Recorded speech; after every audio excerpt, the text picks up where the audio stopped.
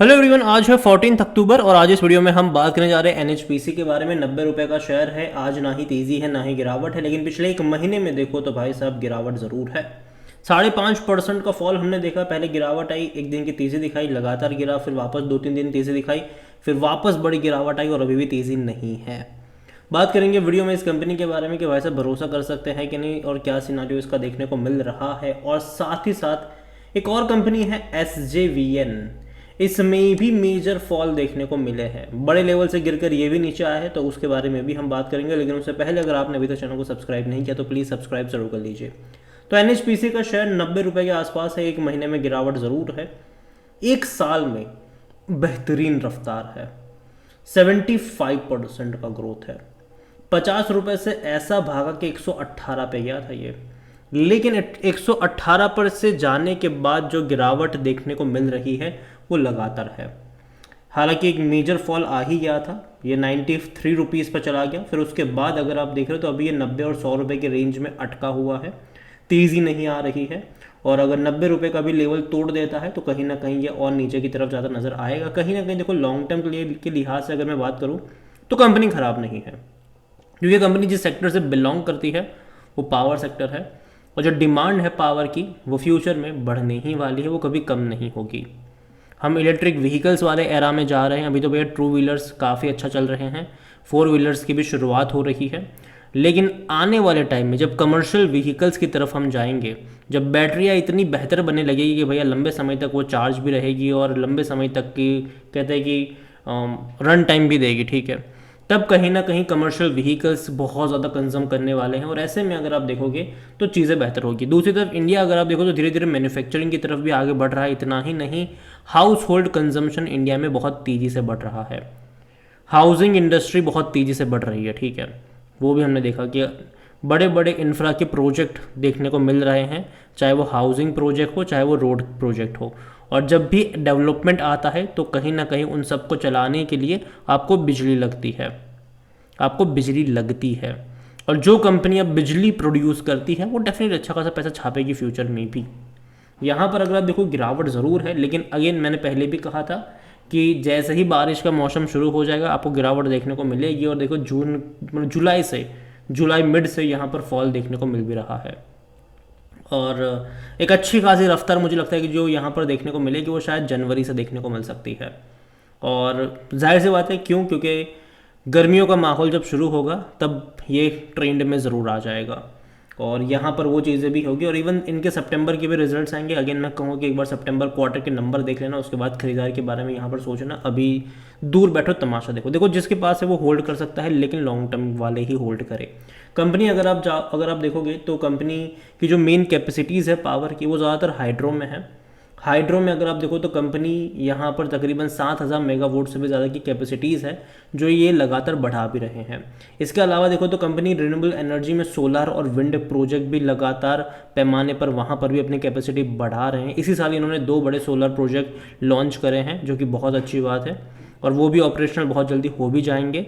तो बहुत बड़ी कैपेसिटी कह सकते हैं कि सोलार में ये कंपनी अपनी बढ़ा रही है और विंड में भी बढ़ाएगी फ्यूचर में। लेकिन जनरली हाइड्रो और सोलार ये 2 बड़े इनके वर्टिकल्स है जो मुझे लगता है कि आने वाले काम में, मतलब आने वाले टाइम में काम करेंगे। इतना ही नहीं, कंपनी ने हालांकि पिछले साल ये स्टेटमेंट भी दिया था कि फ्यूचर में वो जो है वो इनको अलग भी करेंगे, डीमर्ज भी करेंगे, जो सोलार वाला वर्टिकल है इनका। हालांकि वो 4-5 साल के बाद ये चीज़ें होगी जब ये उसको बढ़ाएंगे अच्छे से। तो हो सकता है कि जब ये अपनी कैपेसिटीज़ को लगातार बढ़ा दे, हाइड्रो में भी सोलार में भी, तो आपको आने वाले टाइम में इनका डीमर्जर भी देखने को मिल सकता है। और कंपनी अगर आप देखो वैल्यूएशन के हिसाब से अगर हम देखें तो जो पी रेशियो 25 का है, सेक्टर पी 24 का है, मतलब सस्ता भी नहीं है ये, ठीक है, ना ही महंगा है ये। तो यहाँ पर अगर 10-12% का फॉल आता है तब जाकर ये सस्ते वैल्यूएशन के ऊपर चला जाएगा, ये मेरा मानना है। 50% एनालिस्ट कहते हैं खरीदारी करो। फाइनेंशियल्स देखेंगे इस कंपनी के तो जनरली देखो इनके नंबर्स जो अच्छे आते हैं वो जून और सितंबर में आते हैं, फिर वापस दिसंबर और मार्च में नंबर उतने अच्छे नहीं आते। अगर आप इनके हर क्वार्टर में अगर आप देखो, अगर आप यहाँ पर देखो 2022 में देखो तो जून में रेवेन्यू 3,000 करोड़ से भी ज़्यादा का था और जुलाई और सितंबर में 3,500 करोड़ से भी ज़्यादा का था। सेम चीज़ प्रॉफिट देखो तो 1000 करोड़ का था, बाद में 1500 करोड़ हो गया।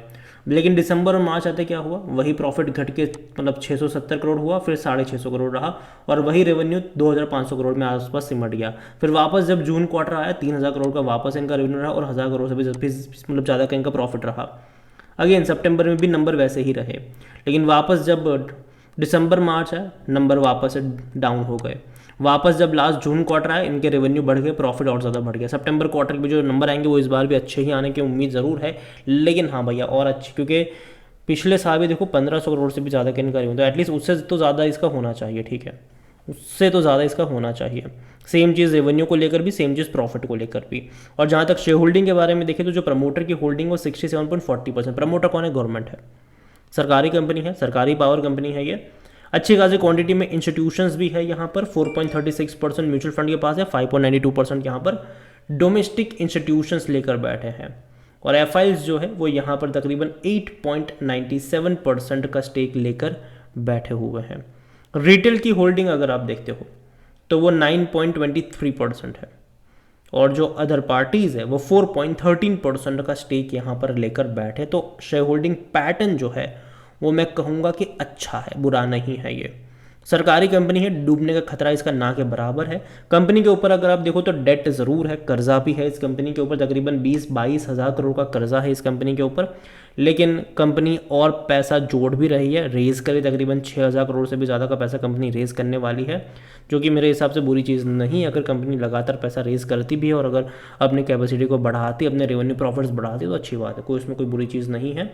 और पावर सेक्टर डेफिनेटली डिमांड उसके फ्यूचर में बढ़ने ही वाली, मुझे नहीं लगता कि वो कम होगी, और ये वो कंपनी जो अच्छा खासा पैसा छाप भी सकती है। लेकिन अभी मुझे लगता है कि एटलीस्ट कुछ टाइम के लिए उतना बड़ा मैं कोई ग्रोथ एक्सपेक्ट नहीं कर रहा हूँ यहाँ पर।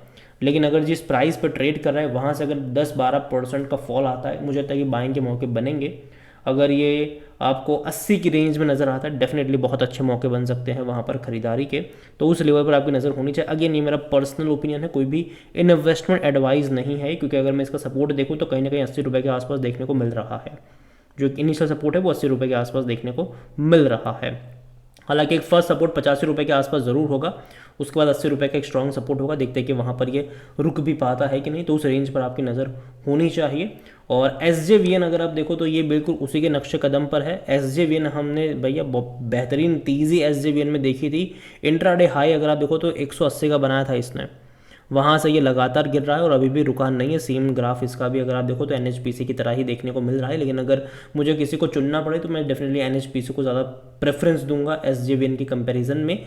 और यहाँ पर भी अगर आप देखो तो 100 रुपये के आसपास जो सपोर्ट है वो SJVN में भी देखने को मिल रहा है। और अगर आप चाहते हैं कि मैं इसके ऊपर डिटेल में बात करूँ तो इसका नाम कमेंट में लिखिएगा, जितनी ज़्यादा कमेंट आएगी उतना ही जल्दी वीडियो को यहीं पर एंड करता हूँ। पसंद आया हो तो लाइक करो, शेयर करो, चैनल पर अगर आप पहली बार हैं तो प्लीज़ सब्सक्राइब करें। और NHPC के बारे में आप क्या सोचते हैं वो भी आप मुझे कमेंट में लिखकर बता सकते हैं। इसके अलावा अगर आप चाहते हैं कि मैं किसी और कंपनी के ऊपर भी बात करूँ तो उसका भी नाम लिखिएगा, जितनी ज़्यादा कमेंट आएगी उतना ही जल्दी वीडियो आएगा। Thank you.